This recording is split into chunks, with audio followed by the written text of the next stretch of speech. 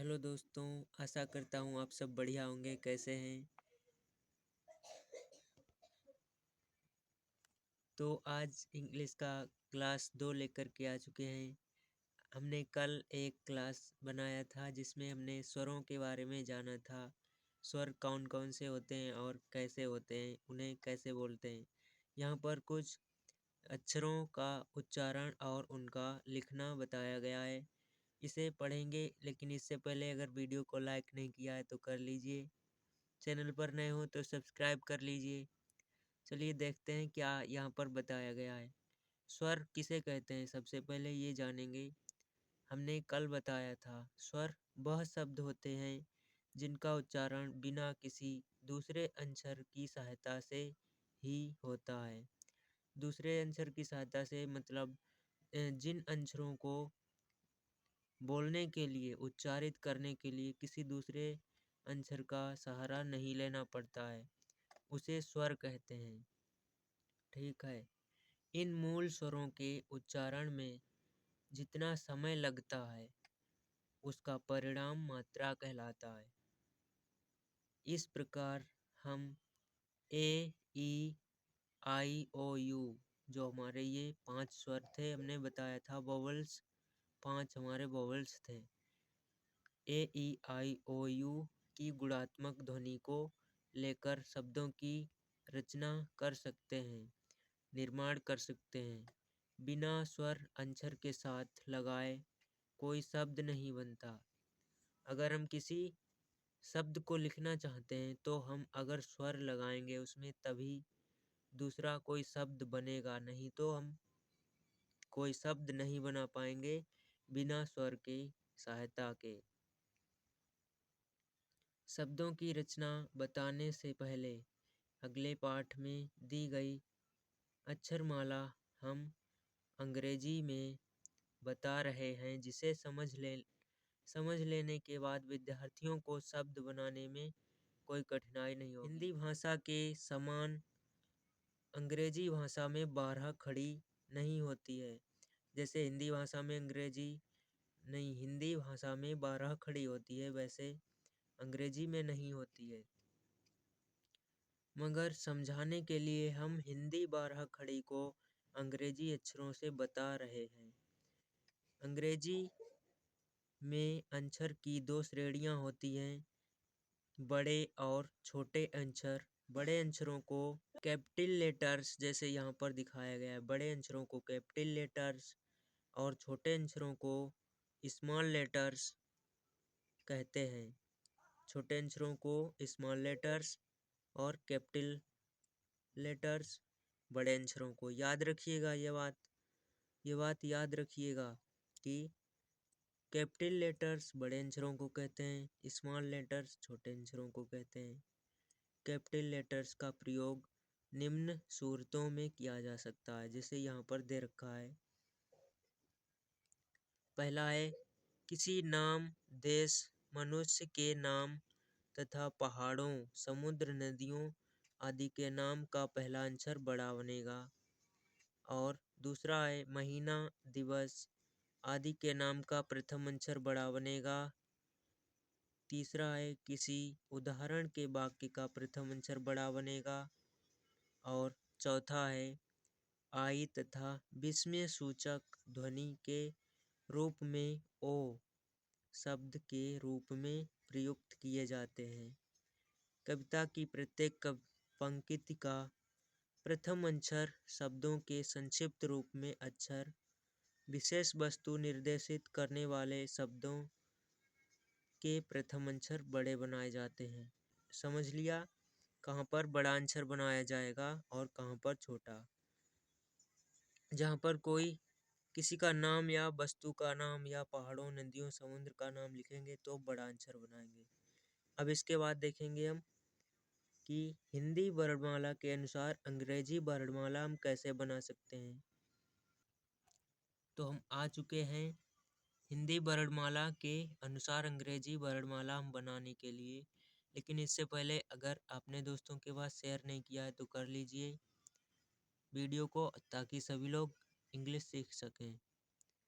तो अगर हम यहाँ से लेकर के देखें तो हमारे स्वर ये वाले होते हैं। स्वर हिंदी में अ, आ, ई। मेरे साथ बोलिए ओ, ए, आए, ओ, आओ। यहाँ पर मात्राएं मिटी हुई हैं। आओ है ये अंग, अह। तो ये आपने देखा, ये हिंदी के स्वर हैं और इन्हें इंग्लिश में वोवल्स कहते हैं, वोवल्स। जैसे हमने ए, ई, आई, ओ, यू 5 बताए थे, उन्हीं से यहाँ पर बनाया गया है। अगर हम लिखेंगे तो ए से लिखेंगे, तो ये हम हिंदी का ए से बनाएंगे। और आ, ये है, ये आ, इनमें डिफरेंस है, इनमें अलग अलग आवाज आ रही है और आ को डबल ए से बनाते हैं। ई के लिए आई का इस्तेमाल करते हैं। और इसमें इसे छोटी आवाज में पढ़ेंगे, इसे बड़ी आवाज में ई। तो यहाँ पर इसकी डबल आवाज आ रही है, इसकी यहाँ पर डबल आवाज आ रही है, इसलिए डबल ई लगाएंगे हम। डबल ई से ई। ओ लिखने के लिए हम यू का इस्तेमाल करेंगे, ओ। और ऊ, ये ओ है। ओ के लिए हम डबल ओ का इस्तेमाल करेंगे। और ए के लिए ए ई का इस्तेमाल करेंगे, या हम एक ई भी लगा सकते हैं, ए को हटा सकते हैं ए लिखने के लिए। आए हमेशा ए आई से लिखेंगे, क्योंकि इसमें दो आवाज़ें सुनाई दे रही हैं आए की। देखिए अ की आवाज़ और आ ई की आवाज़ आ रही है, तो ए आई बना सकते हैं। लेकिन इसमें अन्य कंसोनेंट व्यंजन की ज़रूरत नहीं पड़ती है इनको बोलने के लिए। हमने अभी आपको बताया था शुरू में, इसे बोलने के लिए, स्वरों को बोलने के लिए किसी अन्य अक्षर की सहायता नहीं लेनी पड़ती है। ए, आई, ए और ओ से ही बनाएंगे आओ। ए, यू से बनाएंगे अंग, ए, एन, क्योंकि इसमें ए से बनता है और अंग सुनाई दे रहा है आखिर में न, तो एन से बनता है अंग। तो ये दो हमारे होते हैं, ये हमारे, ये अंग और अह, इनमें हमें व्यंजन का सहारा लेना पड़ा, तो ये हमारे नहीं है। क्या नहीं है? वोवेल्स, स्वर नहीं है, क्योंकि इनमें न हमारा व्यंजन है, तो यन से न बनता है। और ह एच से बनता है, एच भी हमारा व्यंजन है। यहाँ पर इनको लिखने के लिए व्यंजन को लेने की हमें ज़रूरत पड़ी, तो यहाँ पर हम इनको कह सकते हैं कि ये स्वर नहीं है, वोवेल्स नहीं है। उसके बाद है हमारे कंसोनेंट्स। तो हमारे वोवेल्स होते कितने हैं? 11 बोल सकते हैं हम, या 10 बोल सकते हैं। यहाँ से लेकर यहाँ तक 10 हैं। व्यंजन हमारे हैं कंसोनेंट्स, जिन्हें इंग्लिश में कहते हैं क, के, ए से बनाएंगे, क्योंकि इसमें इन सब के लास्ट में अ की आवाज़ सुनाई दे रही है, तो ए लगाएंगे इनके लास्ट में। के ए क। और ख में क और ह की आवाज़ सुनाई दे रही है, ख, तो के एच ए लिखेंगे। और ग में जी ए से बनाएंगे, जी ए। घ में ग और ह की आवाज़ सुनाई दे रही है, इसलिए जी एच ए लिखेंगे। और वहाँ में डब्लू, क्योंकि इसमें व सुनाई दे रहा है, WAN, वहाँ हो जाएगा, एन की भी आवाज़ आ रही है, इसलिए WAN वहाँ। CHA, च बन जाएगा। और छ, CHHA, क्योंकि डबल एच इसलिए आया है क्योंकि इसमें च सुनाई दे रहा है, फिर ह, च, छ आ रहा है, छ, CHHA। ज और JA, झ, इसमें ज की भी आवाज़ आ रही है और हा की भी, JHA, झा। य आ रहा है, या हम बाई से बनाते हैं, और AN, य। और TA, ट, THA, ठ, DA और डी ए। यहाँ पर ढ हमें सुनाई दे रहा है, तो ड और ह की आवाज़ एक ही में आ रही है, इसलिए डी एच ए बनाएंगे, ढ हो जाएगा। ड़ एन ए से बनता है, लिखते हैं हम एन ए से। त टी ए से लिखेंगे, और थ में त की भी आवाज़ आ रही है, इसलिए टी लगा हुआ है।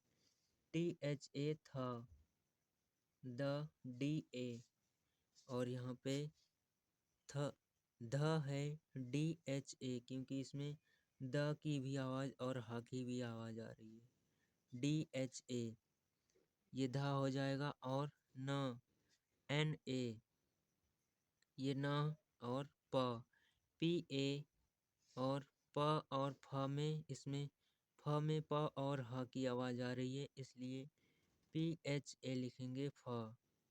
ब बी ए, और भ में ब की और ह की आवाज़ सुनाई दे रही है, तो बी एच ए लिखेंगे भ।